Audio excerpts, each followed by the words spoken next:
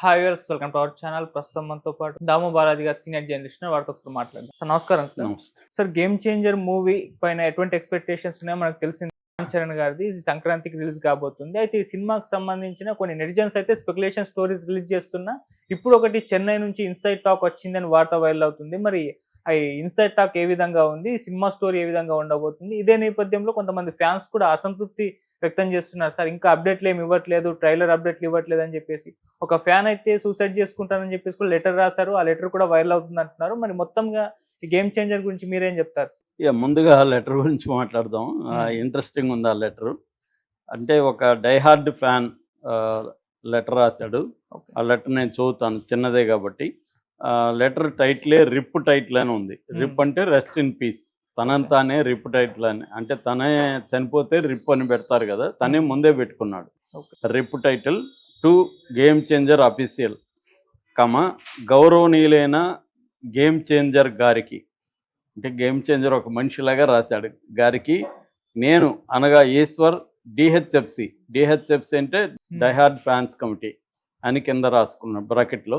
చరణ్ అన్న ఫ్యాన్ని చింతిస్తూ రాయినది ఏమనగా, సినిమాకి ఇంకా 13 రోజులు మాత్రమే మిగిలి ఉన్నది. మీరు ఏ విధమైనటువంటి ట్రైలర్ అప్డేట్ ఇవ్వట్లేదు, కనీసం అభిమానుల ఎమోషన్స్ని పట్టించుకోవట్లేదు. ఈ నెల ఆఖరికల్లా మీరు ట్రైలర్ అప్డేట్ ఇవ్వకపోతే, న్యూ ఇయర్ సందర్భంగా ట్రైలర్ రిలీజ్ చేయకపోతే నేను ఆత్మహత్యకు పాల్పడుతానని సవినయముగా తెలియజేసుకుంటున్నాను. ఇట్లు మీ విధేయుడు చరణ్ అన్న భక్తుడు ఈశ్వర్. ఇది లెటర్ అనమాట.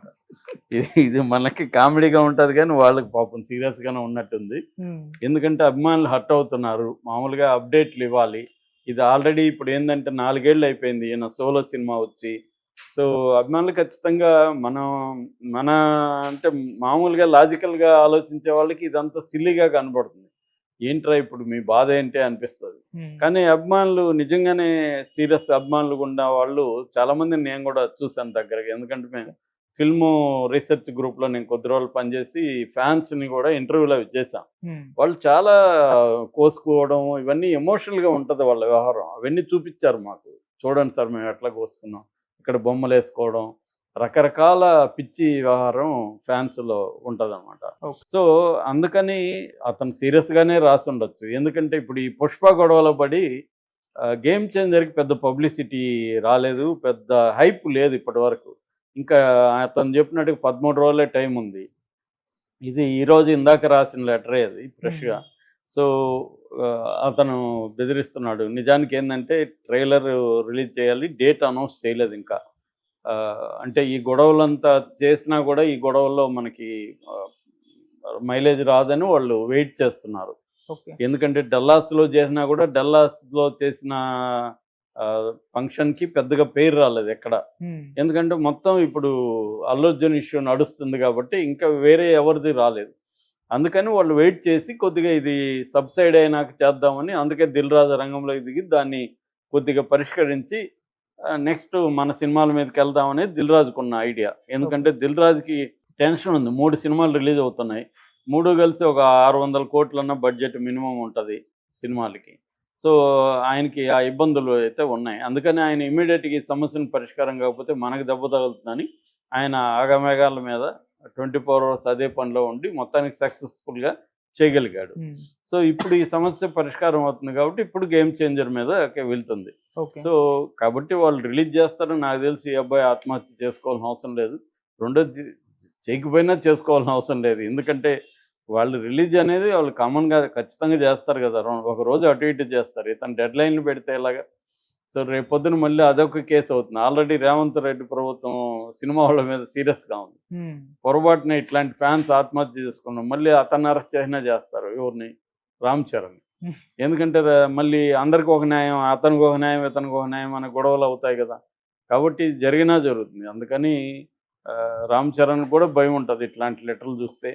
సో అభిమానులు అట్లాంటి పని చేస్తే తను అభిమానంగా ఇష్టపడే రామ్ చరణ్కే ఇబ్బంది కాబట్టి ఆ అభిమాని చేయకుండా ఉండడం అవసరం. చేయకుండా ఉంటాడని మనం ఆశిద్దాం. అయితే ఈ లోపల ఏంటంటే చెన్నై నుంచి ఒక అప్డేట్ వచ్చింది. ఆ అప్డేట్ ఏంటంటే గేమ్ చేంజర్ స్టోరీ ఏంటి, గేమ్ చేంజర్ ఎలా ఉంది అనేది అక్కడ తమిళ్లో చూసిన కొంతమంది, ఎందుకంటే ఎయిటింగ్ దీంట్లో ఉంటారు కాబట్టి ఆ బ్యాచ్లో రిలీజ్ అయిందనమాట. శంకర్ అభిమానులు రిలీజ్ చేశారు. ఎందుకంటే శంకర్కి కూడా ఇది ప్రెస్టీజియస్ ఫిల్మ్. శంకర్ నిజానికి రాజమౌళి వీళ్ళంతా రంగంలోకి రాకముందే ఆయన పాన్ ఇండియా సినిమా అనే కాన్సెప్ట్ రాకముందే పాన్ ఇండియా సినిమాలు తీసిన వ్యక్తి శంకర్, మనకు తెలుసు. కానీ ఆయన వరుసగా ఫ్లాపుల వల్ల శంకర్ వెనకబడిపోయాడు, ఎవరెవరో ముందుకు వచ్చేసారు. ఇప్పుడు శంకర్ వరుసగా రోబో 2 కానీ ఇండియన్ 2 కానీ దారుణమైన ఫ్లాపులు అవ్వడంతో శంకర్ మీద డౌట్లు ఉన్నాయి. ఆ టైంలో ఈ ఫిల్ము రిలీజ్ పెట్టుకున్నారు. ఇప్పుడు దీని మీద కూడా ఇటు శంకర్, ఇటు చిరంజీవి మెగా ఫ్యాన్స్ అందరూ కూడా దీని టెన్షన్లో అయితే ఉన్నారు. సో ఈ క్రమంలో అసలు ఏంటి గేమ్ చేంజర్, ఏంటి కథ, ఏంటి దీని పరిస్థితి ఏంటి అనేది అందరికీ ఒక క్యూరియాసిటీ ఉంది. అయితే వాళ్ళకి ఒక రకమైన ఉత్సాహం సుకుమార్ వల్ల వచ్చింది. సుకుమార్ ఇక్కడగా మొన్న డల్లాస్లో జరిగిన మీటింగ్లో సుకుమార్ ఏం చెప్పాడంటే, ఇది అద్భుతమైన సినిమా, బ్లాక్ బస్టర్ అవుతుంది, వండర్ఫుల్గా ఉంది, ముఖ్యంగా రామ్ చరణ్ పెర్ఫార్మెన్స్ అసలు ఆసమ్గా ఉంది, దీనికి నేషనల్ అవార్డు కూడా ఆయనకు వస్తుంది, ఇలాగ చెప్పడం వల్ల మెగా ఫ్యాన్స్లో ఉత్సాహం వచ్చింది. అయితే కథ ఏంట్రా బాబు, ఇది టీజర్ చూస్తేమో ఫాస్ట్గా వెళ్ళిపోతూ రొటీన్గా అనిపిస్తుంది. టీజర్లో కొత్త వెరైటీ ఏమి కనిపించట్లేదు. సో అసలు ఏంది దీని కథ, ఏంది ట్రైలర్ ఎప్పుడు రిలీజ్ చేస్తారు అన్న ఇదైతే టెన్షన్ అయితే ఉంది. సో ఈ క్రమంలో ఇప్పుడు చెన్నై నుంచి ఏమొచ్చింది అనేది మనం చెప్పుకుంటే, చెన్నై నుంచి ఏమొచ్చిందంటే ఇతని 2 క్యారెక్టర్లు రామ్ చరణ్ చేశాడు. ఒకటి రామ్ నందన్ అనే క్యారెక్టరు, అతను స్టూడెంట్గా ఉండి తర్వాత ఐఏఎస్ అవుతాడు. ఆ రామనందన్ క్యారెక్టర్ ఒకటి. 2 అప్పన్న క్యారెక్టరు, అప్పన్న ఫ్లాష్ బ్యాక్లో అప్పన్న క్యారెక్టర్. సో మామూలుగా ఓపెన్ అయ్యేదేమో కాలేజీలో ఓపెన్ అవుతుంది. ఇతను ఎట్లాగా కాలేజీలో ఇది సీన్లు అవన్నీ వస్తాయి. డెహ్రాడూన్లో ట్రైనింగ్ అవన్నీ చూపిస్తారు. దాని తర్వాత ఐఏఎస్ అయ్యి ఇతను కరప్ట్ రాజకీయ, అప్పుడే ఒక పార్టీ అధికారంలోకి వస్తుంది, అభ్యుదయ పార్టీ అనేది. శ్రీకాంత్ సీఎం అవుతాడు, అందుకనే ముసలి గెటప్ అదంతా ఉంటుంది. సో అతని కొడుకు అరాచకాలు, సూర్య వచ్చి అతని కొడుకు అనమాట, సీఎం కొడుకు చేస్తుంటాడు. ఈ క్రమంలో ఫ్లాష్ బ్యాక్ ఓపెన్ అవుతుంది. ఫ్లాష్ బ్యాక్లో అప్పన్న క్యారెక్టర్ ఇంట్రడ్యూస్ అవుతుంది. అప్పన్న అసలు ఈ పొలిటికల్ పార్టీని పెట్టిందే అప్పన్న. అతను రూరల్లో రైతుల కోసం ట్రాక్టర్ గుర్తుతో పార్టీ పెట్టాడు. అతను రైతుల కోసం, వాళ్ళకి వాటర్ సోర్సుల కోసం అతను ఫైట్ చేశాడు. ఆ క్రమంలో అతను ఎనిమిస్ చేతిలో చనిపోతాడు. ఇది ఫ్లాష్ బ్యాక్. ఇప్పుడు ఇతను ఒక రకంగా రివెంజ్ తీర్చుకోవడం అనేది బేసిక్ కథ. అంటే కథగా చూసుకున్నప్పుడు పెద్ద వెరైటీ కథ ఏమి లేదు, మామూలుగా రివెంజ్ స్టోరీ. కానీ శంకర్ సినిమాలన్నీ కూడా, ఆయన సినిమాలన్నీ కూడా ఒక సామాజిక సమస్యను తీసుకుంటాడు శంకరు. ఆ సామాజిక సమస్యని ఎంటర్టైనింగ్గా చెప్తాడు అన్నమాట. దాంట్లో మంచి ఎమోషన్స్ ఉంటాయి, కామెడీ ఉంటుంది, బ్రహ్మాండమైన పిక్చరైజేషన్, సాంగ్స్ పిక్చరైజేషన్ అయితే అసలు ఎక్స్ట్రాడినరీగా ఖర్చు పెడతాడు అతను. అప్పట్లోనే విపరీతం ఖర్చులు పెట్టి చేయించినాడు అనమాట. ఒక సాంగ్కే అప్పట్లోనే కోట్లు ఖర్చు పెట్టి తీసిన వ్యక్తి అతను శంకర్.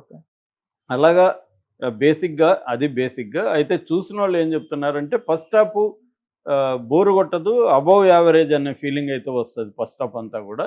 వీళ్ళిద్దరి మధ్య మంచి లవ్ ట్రాక్స్ అవన్నీ ఉన్నాయి. ఆ అమ్మాయి కూడా ఐఏఎస్ దీంట్లోనే ఉంటుంది, కేర్ అద్వాని. సో వీళ్ళ ట్రాక్ బ్రహ్మాండంగా ఉంటుంది. ఇంటర్వెల్ ముందు నుంచి ఒక రేంజ్కి వెళ్ళిపోయింది. ఇంటర్వెల్ ముందు బ్రహ్మాండమైన కాన్ఫ్లిక్ట్ వస్తుంది. అక్కడి నుంచి ఇంటర్వెల్ తర్వాత సెకండ్ హాఫ్ మాత్రం చాలా హై పీక్లో ఉంది. వండర్ఫుల్ అన్న పద్ధతిలో సెకండ్ హాఫ్ వచ్చింది. ముఖ్యంగా రామ్ చరణ్ ఇప్పటి వరకు కెరీర్ బెస్ట్ పెర్ఫార్మెన్స్ ఇచ్చాడు దీంట్లో అనేది వాళ్ళు చెప్తున్నది. సో ఖచ్చితంగా రామ్ చరణ్ మాత్రం మళ్ళీ నేషనల్ అవార్డు స్థాయిలో పెర్ఫార్మెన్స్ ఉంది. ఈ అవార్డులు అయితే గ్యారంటీ. అట్లాగే శంకర్ కూడా మునుపటి శంకర్ కనబడతాడు సెకండ్ హాఫ్లో. టైట్ కాన్ఫ్లిక్ట్ కానీ వీళ్ళ మధ్య. ముఖ్యంగా సూర్య ఈ మధ్య విపరీతమైన ఫామ్లో ఉన్నాడు. సూర్య క్యారెక్టర్ దీంట్లో చాలా బాగుంది. అట్లాగే ఫ్లాష్ బ్యాక్ ఎపిసోడ్ అంతా కూడా వెరీ టైట్గా ఉంది. ముఖ్యంగా ఈ type of character, Appanna type of character ఇప్పటివరకు రామ్ చరణ్ చేయలేదు. అందులో వీళ్ళందరూ ఉంటారు, మళ్ళీ శ్రీకాంత్ వీళ్ళందరూ కూడా అక్కడ ఉంటారు. అంజలి దాంట్లో హీరోయిన్గా చేసింది ఆ పార్ట్లో. సో అంజలి సీన్లు కానీ చాలా ఎమోషనల్గా, చాలా బాగుంటది. అదంతా కూడా కొత్తగా అనిపిస్తుంది ట్రాక్. ఓకే. అట్లాగే ఒక ఐఏఎస్ ఆఫీసరు ఒక సీఎంతో ఢీకొంటే ఎలా ఉంటది? అందుకనే మనకి టీజర్‌లో కూడా అన్‌ప్రెడిక్టబుల్ అని డైలాగ్ ఉంది. సో, హ్మ్. ఆ క్రమంలో రామ్ చరణ్ పెర్ఫార్మన్స్ గానీ, అతను ఫైట్స్ గానీ చాలా ఎక్స్‌ట్రార్డినరీగా ఉన్నాయి. ఫైట్స్ గూడా ఇప్పటివరకు ఈ కైండ్ ఆఫ్ యాక్షన్ సీక్వెన్సెస్ రాలేదన్న హాలీవుడ్ స్టైల్‌లో ఉన్నాయనేది చెప్తున్నారు. ఓకే.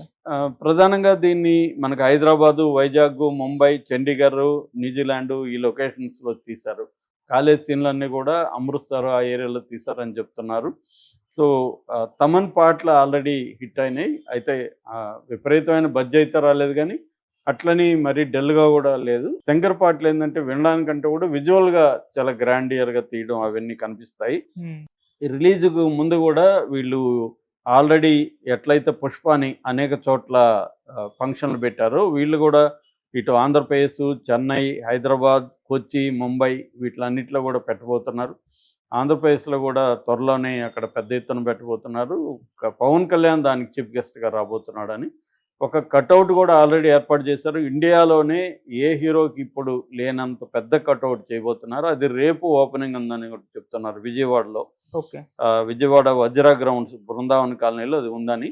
సో, దీన్ని బేసిక్ కథ ఇచ్చిందేమో కార్తీక్ సుబ్బరాజు. కార్తీక్ సుబ్బరాజు చాలా ఫేమస్ డైరెక్టరు. స్క్రిప్ట్ వర్క్‌లో ఆయన చాలా పేరుంది ఆయనకి. ఆయన కథ ఇచ్చాడు దీనికి మూల కథ. దీనికి ముగ్గురు స్క్రీన్ ప్లే రైటర్లు. శంకర్ గాకుండా వెంకటేషన్, ఫర్హాద్ పామ్‌జీ, వివేక్ అనే ఒక ముగ్గురు స్క్రీన్ ప్లే రైటర్లు కూడా దీనికి పనిచేశారనమాట. అంటే దీంట్లో సీన్‌లు చాలా ఇంట్రెస్టింగ్‌గా వస్తాయి. ఎపిసోడ్స్ చాలా ఇంట్రెస్టింగ్ ఉంటది. సో, ప్రతి సీన్‌ని జాగ్రత్తగా రైటర్లు కూర్చొని కొత్తగా ఉండే విధంగా చెక్కాడు. ఈవెన్ శంకర్ గూడా రామ్ చరణ్ పెర్ఫార్మన్స్ చూసి నేనే షాక్ అయ్యానని ఒక స్టేట్మెంట్ ఇచ్చాడు. కాబట్టి చెన్నై నుంచి వచ్చిన ఈ అప్డేట్ అయితే ఫ్యాన్స్‌కంతా ఇందాక మనం లెటర్ చదివిన అలాంటి ఫ్యాన్స్‌కంతా కూడా ఉత్సాహాన్ని నింపే విధంగా అయితే ఉంది. ఓకే. చూడాలి ఏం జరుగుతుందో. Okay sir. Thank you so much sir.